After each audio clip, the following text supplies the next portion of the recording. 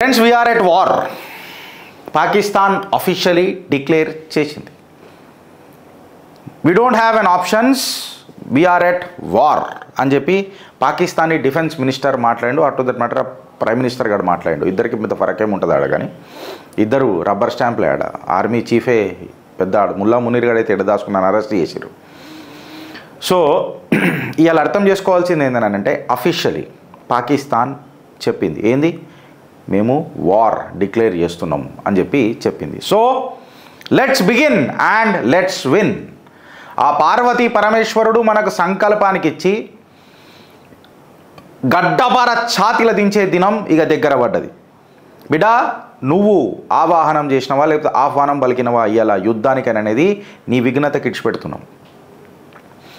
నా రక్షక బలగాలు యుద్ధం అని చెప్పలే. నువ్వు గెలికినవు, వాళ్ళొచ్చి నిన్ను గీకినరు. నువ్వు గోకినావు, వాళ్ళు వచ్చి నిన్ను చీరినరు. ఇవాళ నువ్వు యుద్ధం అని అంటున్నావు. ఎస్, నీకు యుద్ధం పరిచయం చేస్తుంది నా భారత్. ఈ యుద్ధం ఎంత భీకరంగా ఉంటుంది అని అంటే మహాభారత్ మళ్ళొకసారి చరిత్ర రిపీట్ అవుతుంది ఫ్రెండ్స్. భారత్ మాతాకి జై అని చెప్తూ మీకు ఒక చిన్న ఝలకిస్తున్నారు అరే పాకిస్తాన్ వాళ్ళకు. మీకు ఒక చిన్న ఝలకిస్తున్నా యావత్ తెలుగు ప్రజలకు or to that matter Bharat వాసులకు. మీ సంకల్పం ఈ భారత్ పట్ల ఎంత గట్టిదో, మీరు కట్టిన ట్యాక్స్లు ఈ ప్రభుత్వానికి ఎంత సద్వినియోగమైనయో ఇగో ఈ స్లైడ్ మీకు చెప్తుంది friends. This is the capability of our armed forces. ఇవాళ 50 డ్రోన్లు 8 మిసైళ్ళు ఖతం చేసి పడుతోపినాయి భారత్ వాయుసేనలకు ఎంటర్ అయితే. భారత్ సరిహద్దులకు ఎంటర్ అయితే 50 డ్రోన్లు 8 మిసైళ్ళు ఖతం. ఒక్కటి కూడా ఈ S-400 దాటి రాలే. This is the beast. నిన్ననే దీని గురించి మనం మాట్లాడుకున్నాం. 600 కిలోమీటర్ల దూరంలోనే శత్రువు యొక్క అస్త్రాన్ని పసిగడుతుంది. దాన్ని 400 కిలోమీటర్లనే డిఫ్యూజ్ చేసి పడేస్తుంది, లేపు పడేస్తుంది, న్యూట్రలైజ్ చేసి పడేస్తుంది. డిఫ్యూజ్ అని అనొద్దు కానీ న్యూట్రలైజ్ చేసి పడేస్తుంది. ఇన్ఫ్యాక్ట్ ఒక్కసారి 36 టార్గెట్లని ఛేదించి పడదూపుతుంది ఇది. అందుకే దీన్ని సుదర్శన చక్ర అని చెప్పి మాట్లాడినారు. 50 డ్రోన్లు 8 మిసైళ్ళు అని అంటే పొరగల మజాక్ కాదు.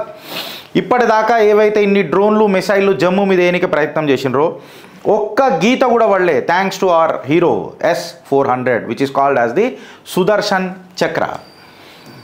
S-400 కంప్లీట్గా అన్నిటినీ న్యూట్రలైజ్ చేసింది ఫ్రెండ్స్. కంప్లీట్గా అన్నిటిని న్యూట్రలైజ్ చేసి చుక్కున చూరు చేసి పడేసింది పాకిస్తానీ మిసైళ్లను.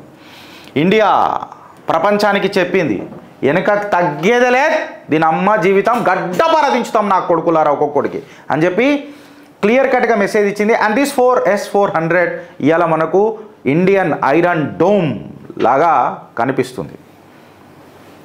భారత్ని అన్టచబుల్ చేసి పెట్టింది సరిహద్దులల్లో. మీరు రూపాయి సంపాదించి కట్టిన ట్యాక్స్ ఇవాళ ఏ సర్కార్ సద్వినియోగం చేసింది? ఉల్టా హాత్ పచ్చకడు కొట్టుకుంటూ మాట్లాడుతున్నది. ఈటుకా జవాబ్ పత్తర్తోనిస్తున్నది. ఈడు కాగలే మీకు లైట్గా నేను ఇక ఇంట్రొడక్షన్ ఇచ్చుడు మొదలెడతాం మన సైన్యాన్ని. సోఫియా కురోషి, ఈమె పేరు ఇవాళ కొత్త కాదు భారతదేశంలో.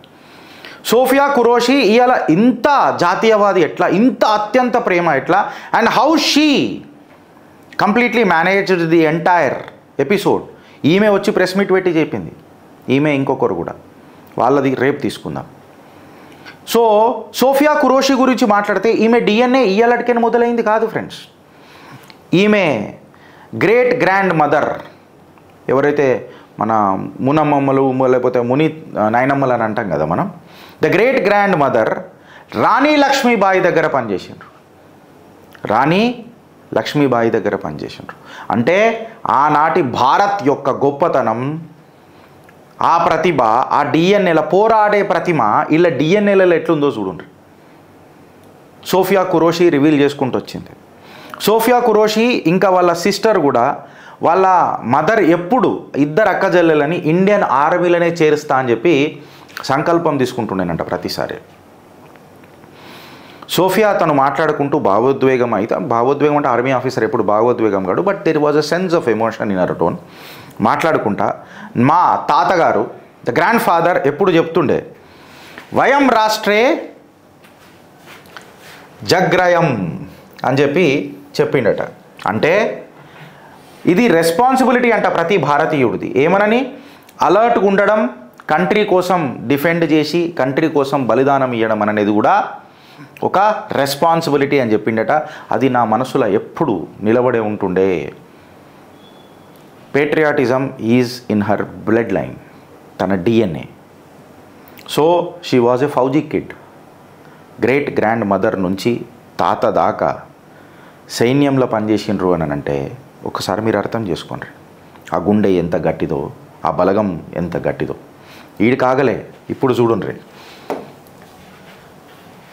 Let me introduce one more nari shakti, Mahakali, Chamundeshwari, the roaring bird Rafale in the skies of India, Shivangi Singh. ఆ పేర్లనే Shivangi Singh.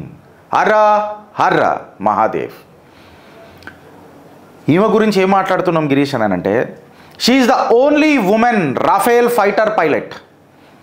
Raphael fighter pilot మన దగ్గర ఉన్నాయి కదా ఫ్రెండ్స్. ఇప్పుడు 36-30 వాటెవర్ నంబర్ ఏం పెద్దగా ఫరక్ ఏం పడుతుంది తెలుసుకోను. కానీ ఏవైతే ఫైటర్ జెట్స్లు ఉన్నాయో ఆ ఫైటర్ జెట్లలో ఇలా ఏకైక మహిళ ఆ ఫైటర్ జెట్ని, అంత ఘాతక్ ఫైటర్ జెట్ని నడుపుతున్న దాంట్లల్లో ఎవరు అని అంటే శివాంగి సింగ్. ప్రపంచానికి అలా నా భారత్ పరిచయం చేసింది. మీ మహిళలను మీరు ఎట్లా గౌరవించిండ్రు? భారత్ తన మహిళలను ఎట్లా గౌరవిస్తుంది? ఔరత్ అని మీరనన్నారు, నారీ శక్తి అని చెప్పి అలా భారత్ అని అన్నది. ఫస్ట్ ఇండియన్ ఉమెన్, ఫస్ట్ భారతీయ మహిళ ఫ్రెంచ్ మేడ్ రఫేల్ జట్ని ఎగరేయడం అంటే పోరగల్ల మజాక్ కాదు. రఫేల్ స్క్వాడ్రన్ 2020లో ఆమె ట్రైనింగ్ తీసుకొని వచ్చి ఎయిర్ ఫోర్స్ స్టేషన్లో అయ్యేలా ప్లేస్ అయింది ఆమె. ఈ ఫైటర్ జెట్ అనేది పోరగల మజా కాదు రాఫేల్. దాని మీద మనం చాలా ఎన్నోసార్లు మాట్లాడినాం. ఈమెకి ప్రేరణ ఎయిర్ ఫోర్స్ మ్యూజియం. ఆమె చిన్న పిల్లగా ఉన్నప్పుడు ఎయిర్ ఫోర్స్ మ్యూజియంకి పోయినప్పుడు అక్కడ ఆమె మనసులో బీజం నాటుకుందట పైలట్ కావాలని. ఆమె తల్లిగారు ఈ జర్నీలో తనకు క్రూషల్ పాత్ర పోషించిందట. So kudos to our all nari shakti, whether she may be Sofiya Qureshi or to that matter Shivangi Singh. ఇది ఎందుకు చెప్పినవు గిరీష్ అని అంటే, ఇవాళ మీ గర్వం రెట్టింపు కాకపోతే చూడుండ్రి ఫ్రెండ్స్. ఇవాళ మీరు రెట్టింపు కాకపోతే చూడుండ్రి. నారీ శక్తి అని అన్నప్పుడు రావల్పిండిని రభస మొత్తం రచ్చరంబోలా చేసి వదిలిపెట్టారు. రచ్చరంబోలా. Whether it may be Nur Khan air base, whether it may be Rafiqui air base or to that matter Murid air base. खेल खत्म दुकानम बंद, खेल खत्म दुकानम बंद, घर में घुस के అనన్న ఈ మొగోడి మాట ఇలా ప్రపంచ దేశాలు చూస్తున్నాయి. ప్రపంచ దేశాలు అబ్సల్యూట్ డెలిజెన్స్ అని అంటాం కదా మనం, ఎగ్జిక్యూషన్ అని అంటాం కదా, ద కాంపిటెన్సీ చూపిస్తున్నది కదా ఇలా భారత్. చూడండి ఫ్రెండ్స్, ఈ రావల్పిండిలో నూర్ ఖాన్ బేస్ని ఎగరగొట్టిరు కదా భారత్ మనది. ఇవాళ ఎగరగొట్టింది కదా. ప్రతి భారతీయుడు గౌరవించాలా. ఒకసారి ఛాతి గుద్దుకొని చెప్పుర్రి, భారత్లో పుట్టినందుకు గర్విస్తా, గర్జిస్తా, గర్వంగా తలెత్తుకొని మాట్లాడతా, ఎగిరే తిరంగా నా పొగరు అని చెప్పి గట్టిగా చెప్పుకోరు. బద్దలు బద్దలు బద్దలు ఒక టైం లేకుండా బద్దలు వల్ల కొడుతురు. అందులో నారీ శక్తి ఎంత కీలక పాత్ర పోషిస్తుందో చూడండి. And the birds are on the sky again today. పొద్దున న్యూస్ వింటున్నప్పుడే the birds the deadly beast, ఈ బర్డ్స్ అన్నీ, ఈ గద్దలన్నీ మళ్ళా మీద ఆకాశంలో పైరాగా అరుస్తున్నాయి మీకోసం, నా కోసం. So coming back to the Nur Khan air base ఏదైతుందో, ఇది military headquarters, Pakistan military హెడ్ క్వార్టర్స్కి 30 కిలోమీటర్స్ దూరంలో ఉన్నది ఫ్రెండ్స్. అక్కడ ప్రెసిడెన్షియల్ హౌస్ కూడా ఉన్నది, పాకిస్తాన్ ప్రెసిడెంట్ హౌస్ ఆఫ్ పార్లమెంట్కి కూడా ఇది చాలా దగ్గర. ఇన్ఫ్యాక్ట్ ప్రైమ్ మినిస్టర్ ఆఫీస్ కాదు, ప్రైమ్ మినిస్టర్ ఇల్లు కూడా అక్కడనే ఉన్నది. ఇది సెంట్రల్ క్యాపిటల్ ఆఫ్ ఇస్లామాబాద్కి చాలా దగ్గర. గర్మే గుస్కే, ఇది యాద పెట్టుకో, గర్మే గుస్కే. ఇది నా భారత్, ఇది నా భారత్, నా భూతో నా భవిష్యత్.